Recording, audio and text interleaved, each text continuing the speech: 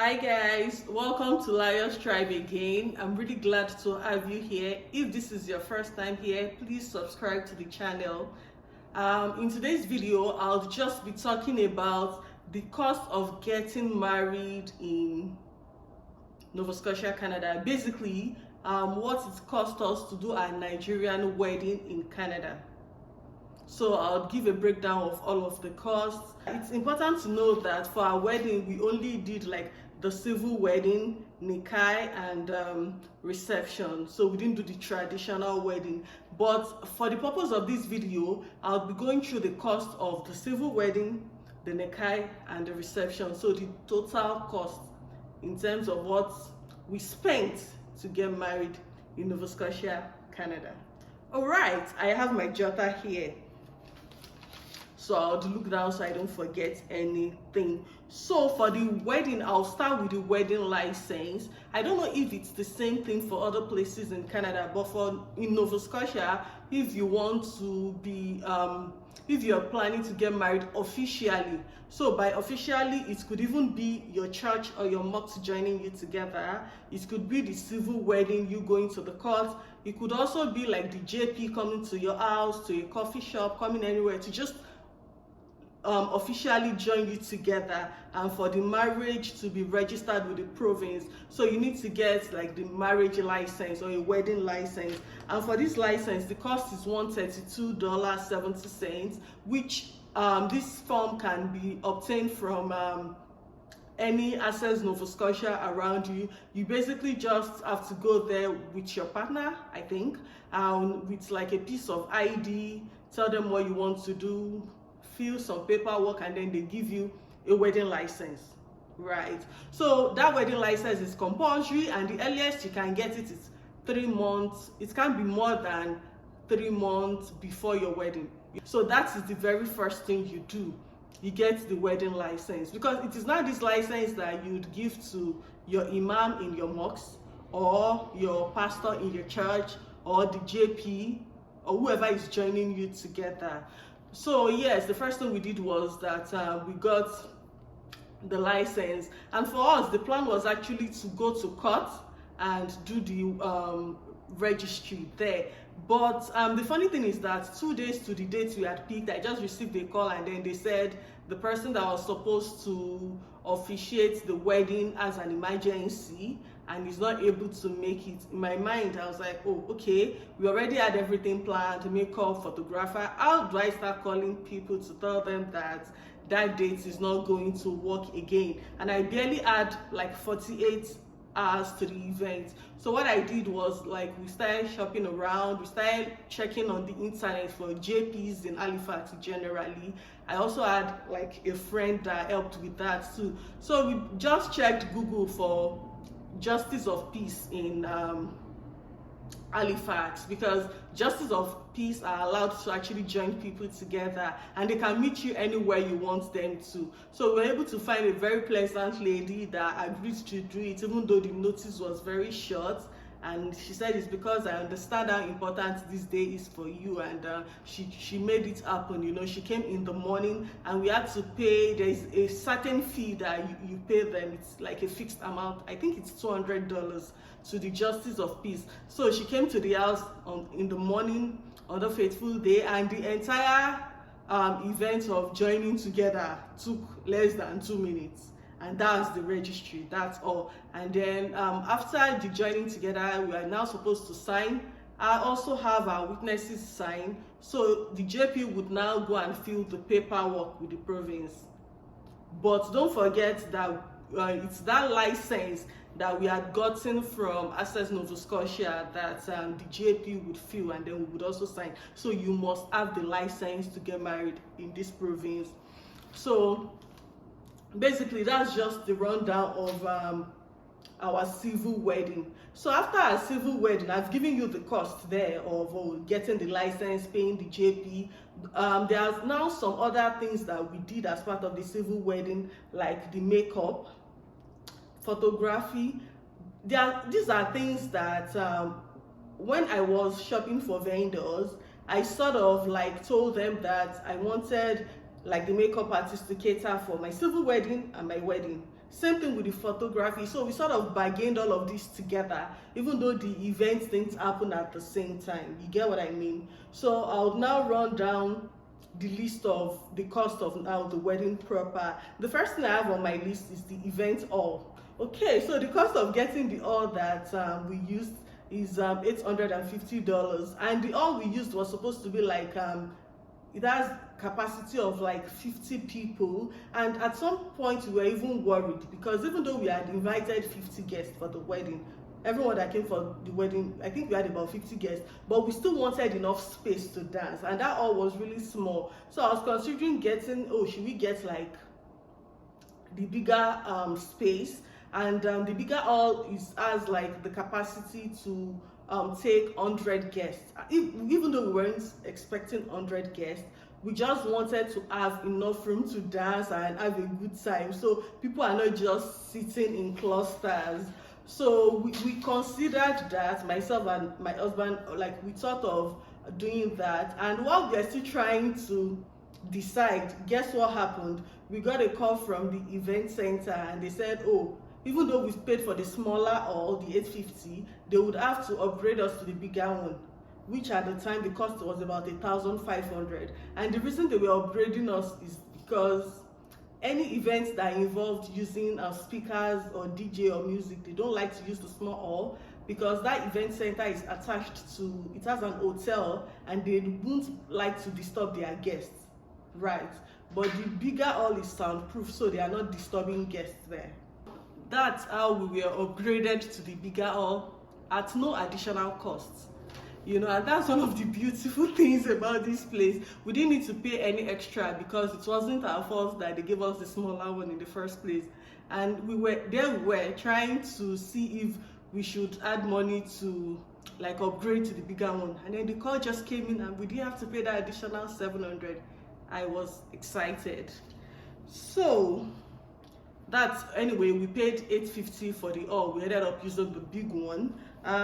So for decoration, it came to about 1,000 plus. So the vendor that decorated the place charged 800 for the decor, and the reason she collected 800 is that she's a very close friend of the family. However, aside the 800, we still rented flowers because we wanted flowers, right?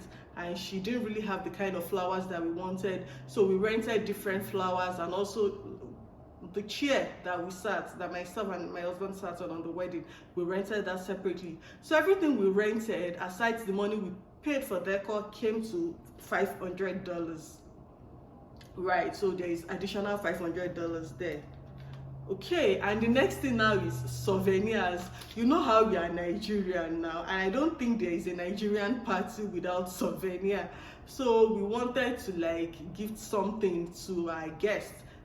So for the couple, myself and my husband, we did towels for people, like very high quality towels for people that would come celebrate with us, and we did that from Nigeria and paid air cargo to bring it. So the cost of doing the souvenirs alone came to about $700. Yes, it's ridiculous, and it's because it was the last minute thing. We didn't plan it properly initially, so we had to use air cargo, and air cargo is not cheap per kg.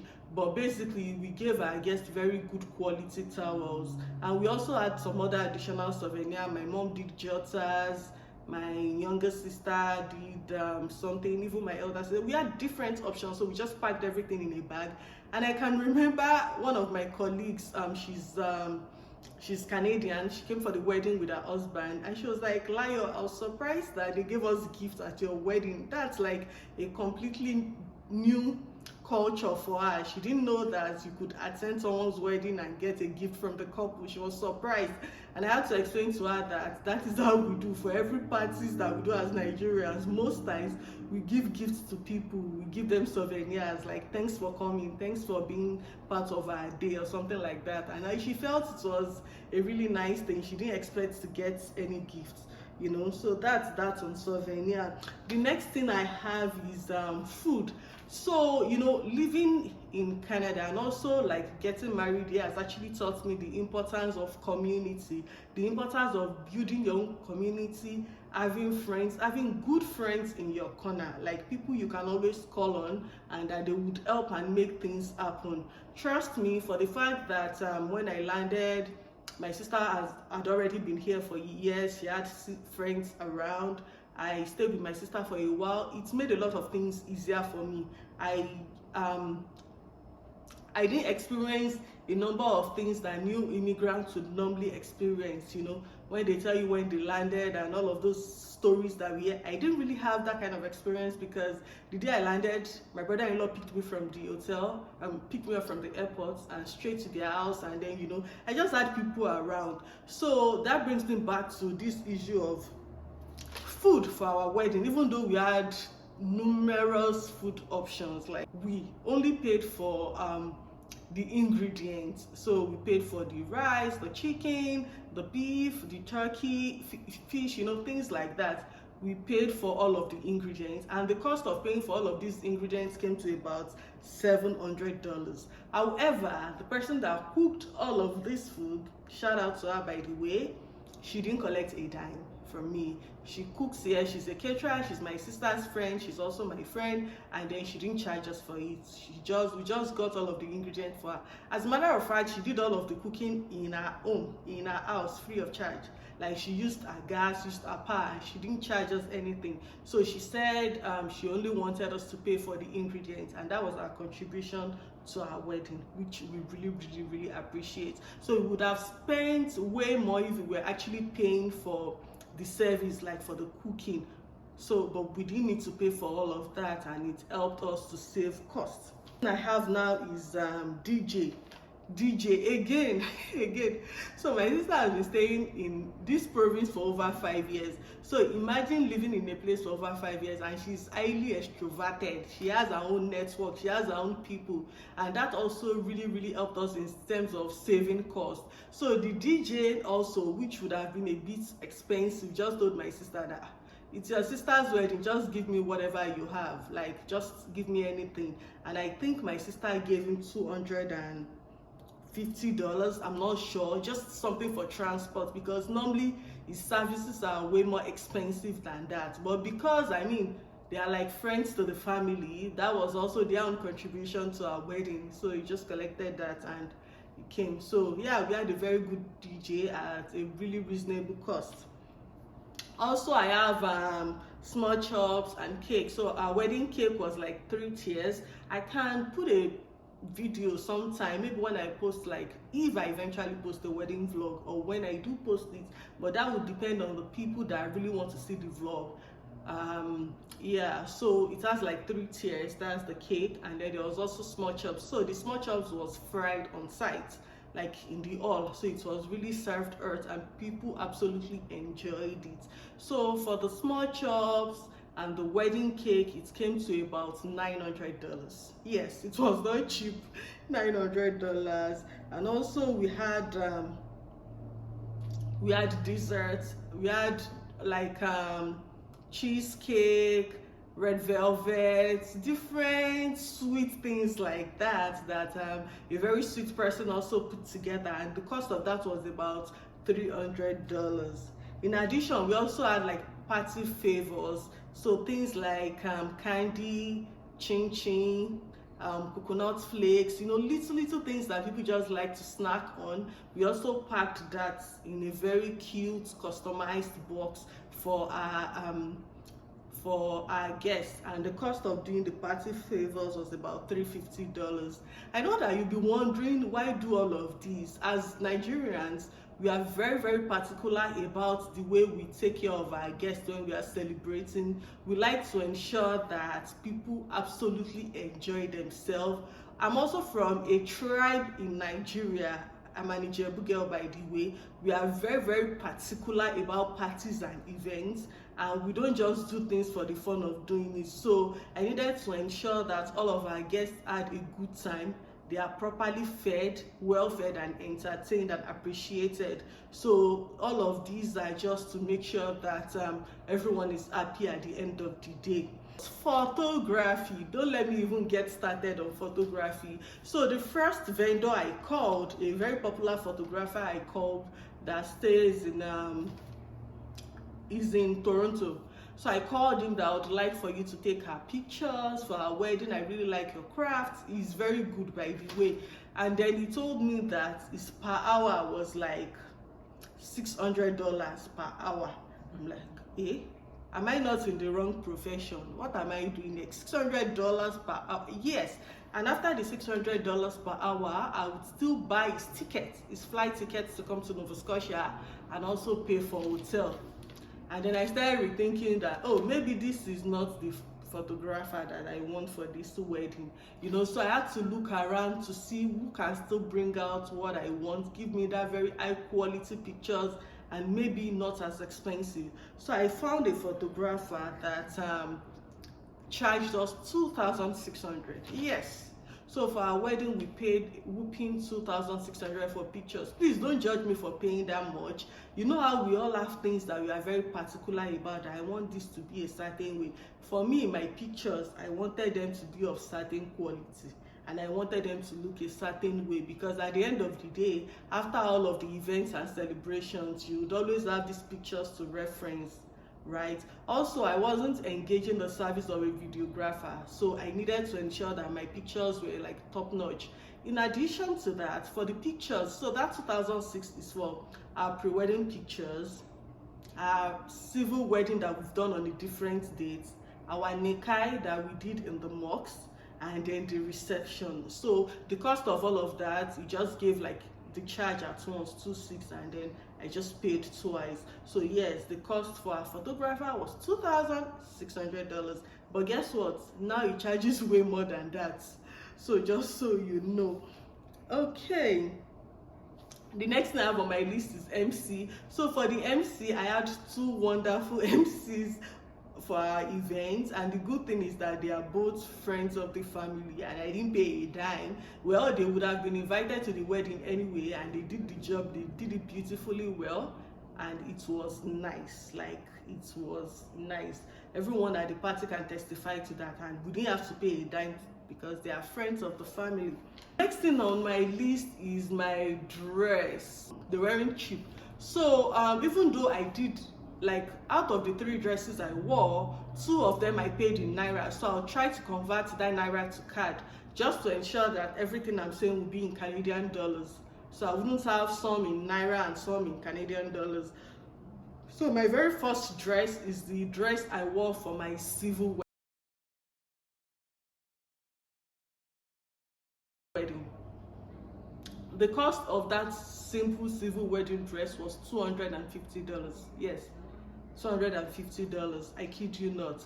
And then for the white long dress that I wore for my nikai, the cost to finish that one, that came to about $600. Yes, it is not cheap.